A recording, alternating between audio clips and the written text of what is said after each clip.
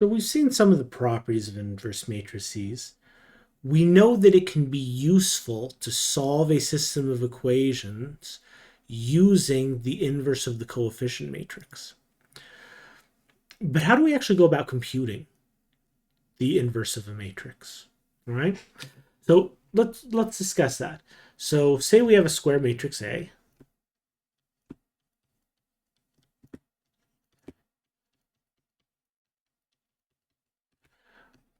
We want to find another square matrix B so that A times B is equal to the n by n identity matrix. Okay? If we can find B, then we're done, right? Then A times B will be equal to the identity matrix, and also, by the way, B times A will equal to the identity matrix. As long as this is true, this will be true also for all pairs of square matrices. So how do we go about doing that? So to do that, let's let B, we're going to break B into its columns. So since it's an n by n matrix, it's going to have n columns. So let's go, V1 is column 1. Vector V2 is column 2, and so on, until we get to the nth column.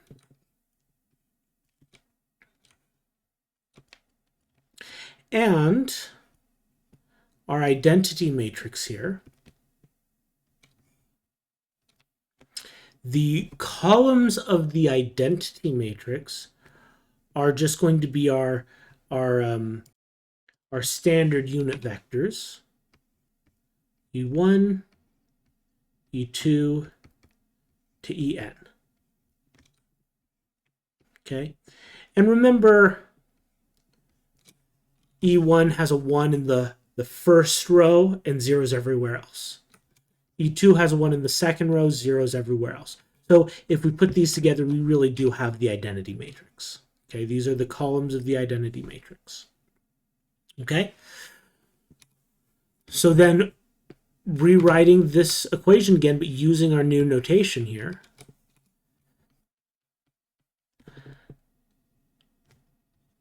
we want matrix A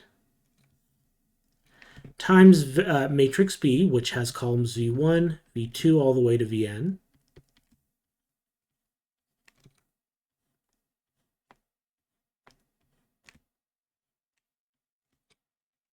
We want that to be equal to our identity matrix, which has columns equal to the standard unit vectors.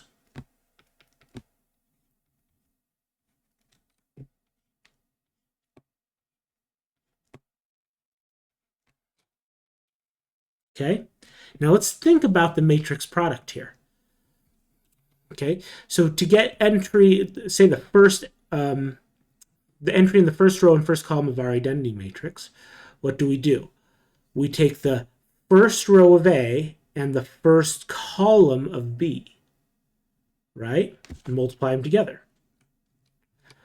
Well, what about the entry in the second row and first column? We take the second row of A and the first column of B, and so on. Notice that for all the entries in the first column, we're just taking the different rows of A, but we're only multiplying by the first column of matrix B. Okay. Similarly, for column 2 of our identity matrix, we take all the rows of A, but then we only take the dot product of it with column 2 of matrix B. And so what we get here is several linear equations. AV1 equals E1, and AV2 equals E2, all the way to AVN equals EN. We're just getting all these linear equations, okay? And we know how to solve linear equations.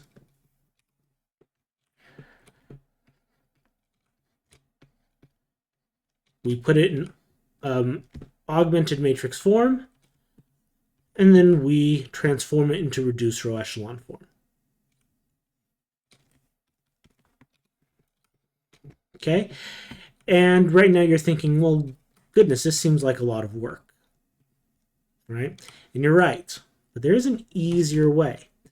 Notice that the elementary row operations that we would use to get this into reduced row echelon form, those same elementary row operations would get the coefficient matrix of this augmented matrix in reduced row echelon form.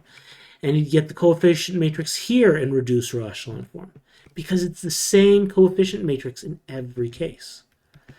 So if I applied the same elementary row operations in each case, I could get all of these in reduced row echelon form. Okay?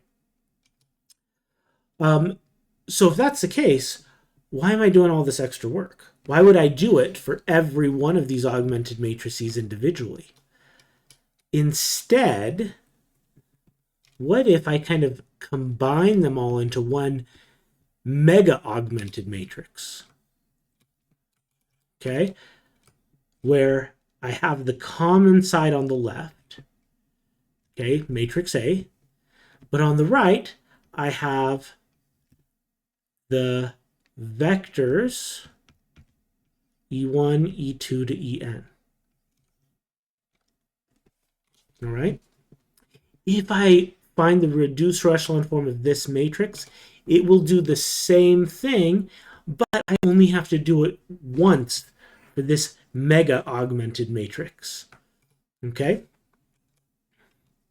And of course, the matrix with columns E1 to En, that's just the identity matrix.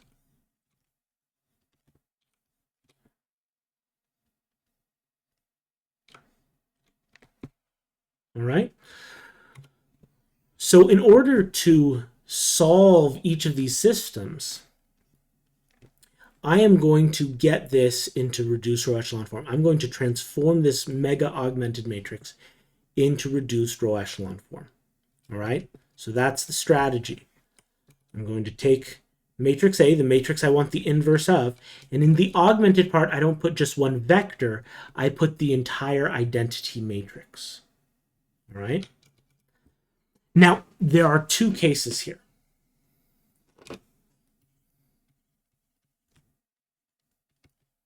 Case one, what if the reduced row echelon form of matrix A is equal to the identity matrix?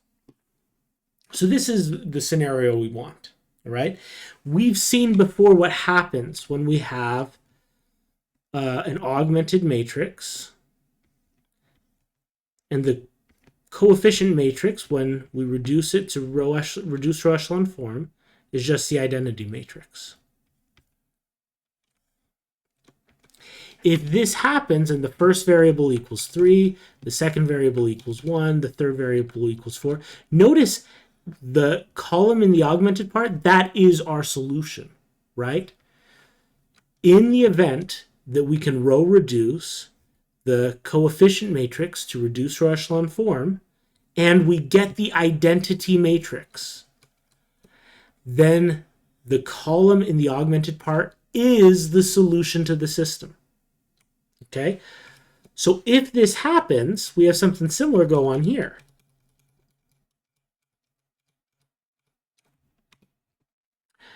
In this case,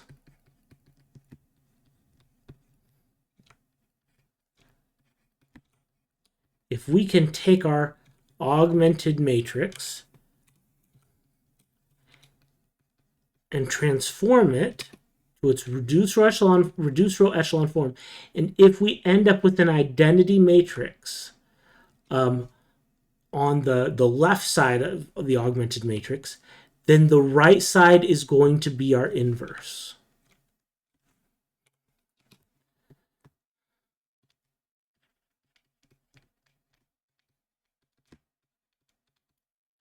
Okay?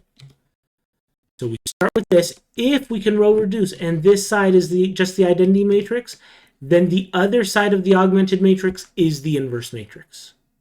Okay?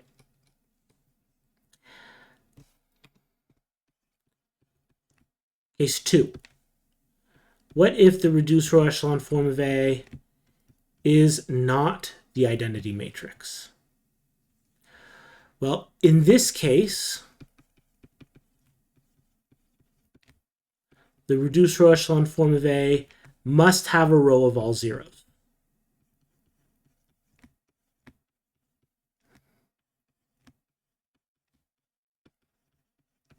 Why? Well, if the reduced row echelon form of A is not the identity matrix, then its rank must be less than the number of columns, right? A is a square matrix, so it has n columns. If the rank was equal to the number of columns, then every column would have a leading entry, which means every column would have that leading one when in reduced row echelon form. And the only way that that could happen is if you're at the identity matrix, right?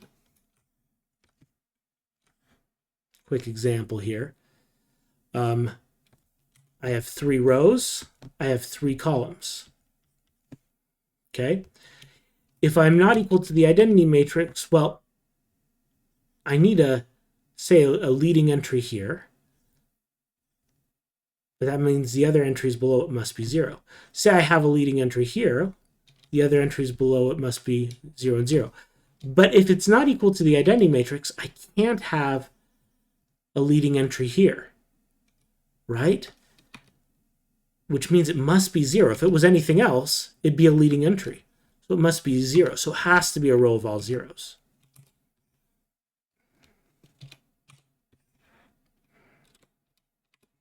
Okay, so we have a row of all zeros.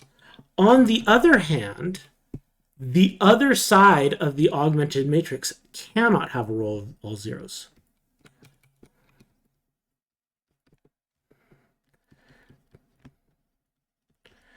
But the augmented part of the matrix, this side, once we get it in reduced row echelon form, after the row operations,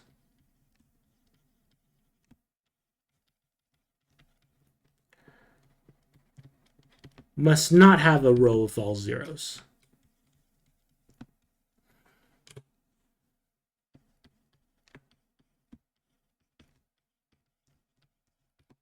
So for example, I might have, 1, 1, 2, 3, 0, 0, 0, and then the augmented part, I can't have a row of all zeros here. Why not? Because the rank of the identity matrix is equal to the number of rows we have. Okay? And if we had a row of all zeros, that means our rank must be at least one less than that. Okay? Every row must have a non-zero entry in it.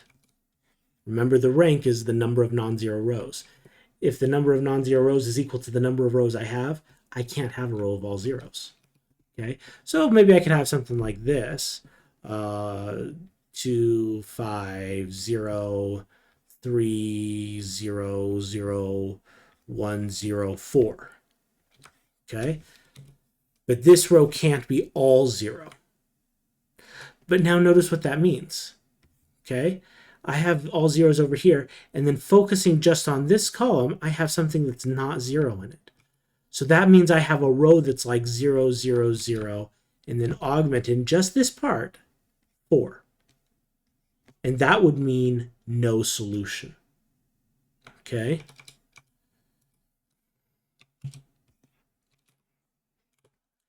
In this case,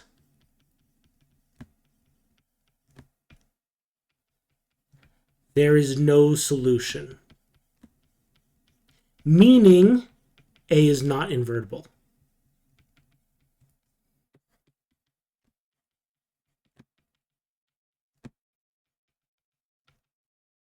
Okay, so to summarize, if you want to try to find the inverse of a matrix A, you're going to use this augmented matrix. You're going to get into reduced row echelon form. If the left side of that augmented matrix after the transformation is the identity matrix, you have an inverse. And it is what's on the other side of the augmented matrix. If after the transformation, the left side of that augmented matrix is not the identity matrix, is something else, then the original matrix is not invertible. It does not have an inverse.